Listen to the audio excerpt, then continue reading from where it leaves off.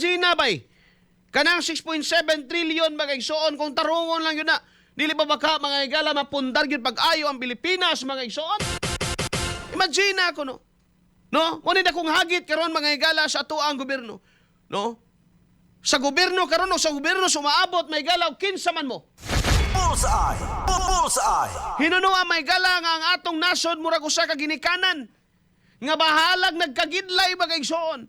Nga bahala na mga higala og naglisod. Nga bahala may galag nagilaid sa tumang kapitos. Nagsampila sa kalisod mga higala. Mangita og mangita yun gyapong pamaagi nga makautang, nga makakwarta. Aron nga na'y pondo mga higala. Aron ni ka pa eskwela sa mga anak. Aron ni ka pa check up sa mga bata. Aron ni ka palit og sininang bag-o mga higala.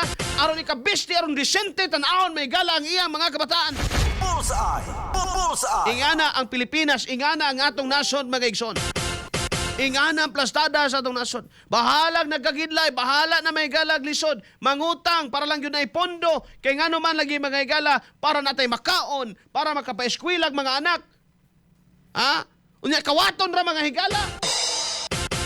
Perting luuya. Bullseye! Bullseye! Di ba?